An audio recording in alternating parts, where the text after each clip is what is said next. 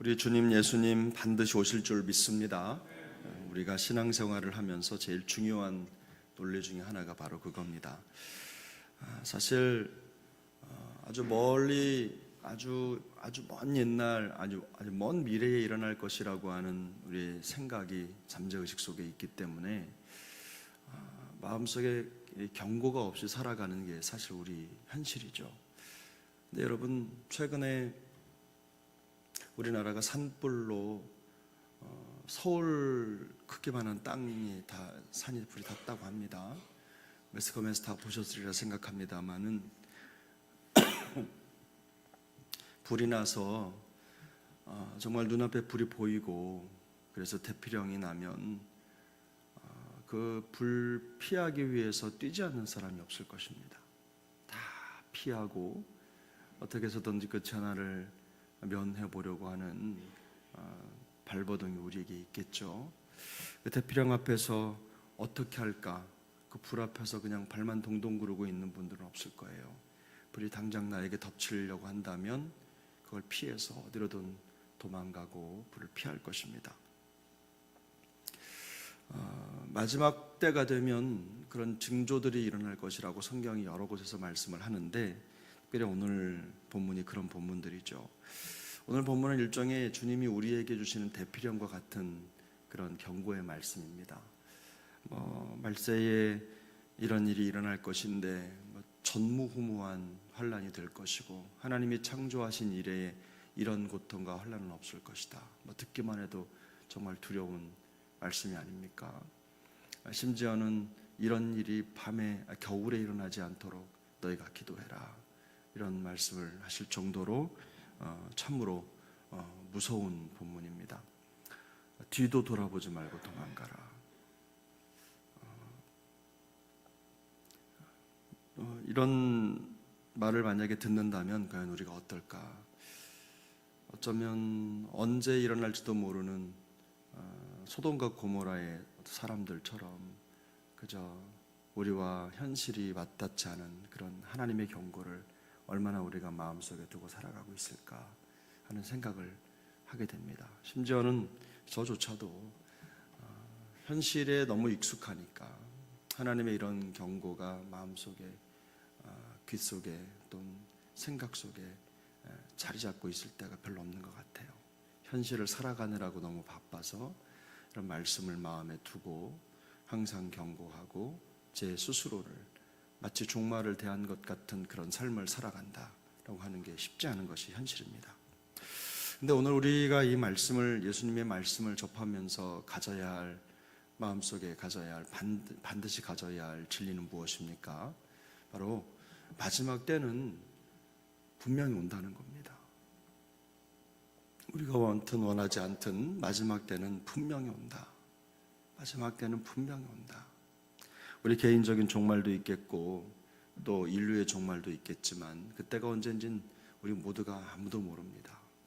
그러나 우리 주변에 한 분씩 두 분씩 개인의 종말을 맞아서 천국에 가시는 분들을 마음속에 두시면서 나도 언젠가는 그런 때가 온다. 개인적으로도 그렇지만 인류적으로도 반드시 그때가 온다는 마음속에 경고를 가지고 살아야 되는 게 맞죠.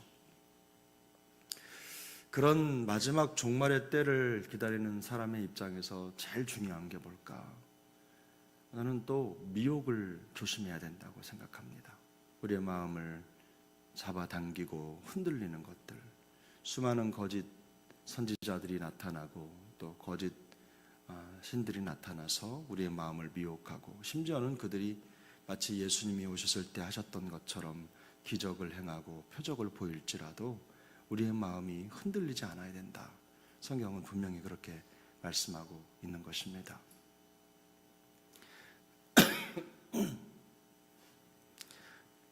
마치 주님이 이 땅에 오신 것 같은 그런 현상이 나타나고 그런 모습들이, 그런 기적들이 우리 눈에 띄어도 우리 마음속에 흔들림이 없어야 되는 것이죠. 저도 기도하고 있습니다. 어떤 상황이든 비슷하면 속게 마련이니까 그런 일에 마음이 빼앗기지 않도록 항상 말씀의 견고함을 가지고 민감해야 되겠다, 이런 생각을 할 때가 적지 않습니다.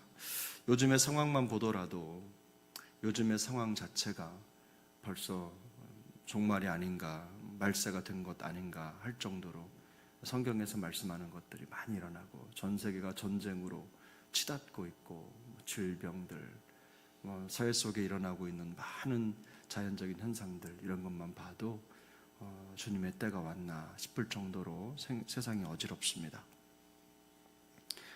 바로 이런 세상에 나타난 일들을 통해서도 우리가 마음의 경고를 얻어야 되는 것이죠. 여러분, 이럴 때 우리가 이런 미혹을 이겨내는 방법이 무엇이겠습니까? 하나님의 말씀에 기초한 삶을 살아가는 것입니다. 어쨌든 우리의 마음속에 이런 것 저런 것 다른 것 다 이런저런 기준을 다 제시하겠지만, 그러나 우리 그리스도인들에게 제일 중요한 것은 하나님의 말씀이고, 말씀이 우리에게 무엇을 하라고 하시는지를 분명하게 깨달아야 되는 것이죠. 그래서 그 말씀을 중심으로 해서 마음속에 소망을 가지고 흔들림 없는 삶을 살아야 될 줄로 믿습니다. 주님이 우리에게 이 말씀을 주시는 경고의 의미는 분명합니다. 깨어 있으라는 거죠. 깨어 있으라. 그래서 오늘 본문 14절과 23절에 보면 괄호 속에 담겨 있지만 읽는 자는 깨달으라 라는 말과 너희는 삼가라 이런 표현들이 있습니다.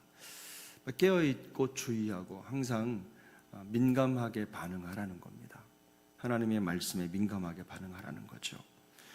이 시대의 상황들을 보고 마음속에 절망하거나 또 너무나 좌절하지 말고 그리스도 예수께서 오실 그날을 바라보면서 소망 가운데 살아라. 깨어 그 소망을 바라보며 살아라. 명확한 이 말씀을 우리에게 주시는 줄로 믿습니다.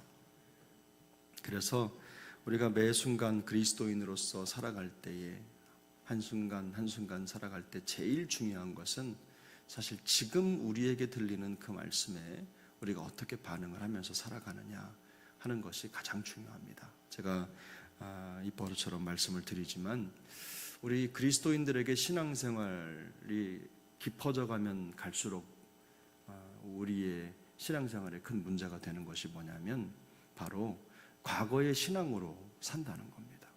과거의 열정으로 살고 과거에 열심히 했던 그 열심으로 오늘을 그저 대체하고 만족한다는 거예요.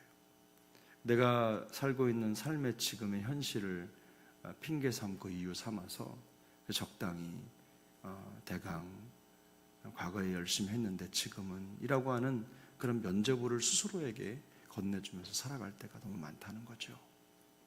그러나 여러분, 하나님의 말씀에 대한 순종은 바로 현재인 줄 믿습니다. 매일 들리는 말씀, 얼마나 많이 말씀이 들립니까? 하나님의 말씀을 읽고 매일같이 말씀을 듣고 하나님의 말씀이 우리에게 계속해서 말씀을 하시는데 그 말씀의 경고를 우리가 너무 흘려보내는 많다는 겁니다. 우리도 오늘 이 새벽을 깨워서 이 자리에 나온 여러분들 축복합니다.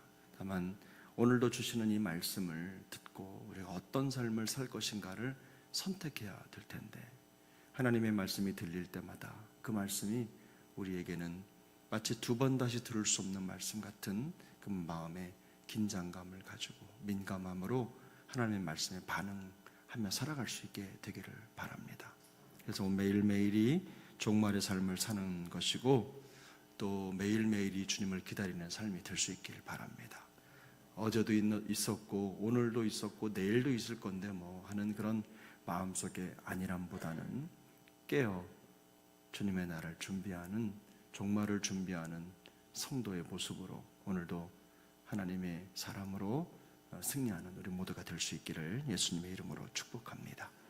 기도하겠습니다.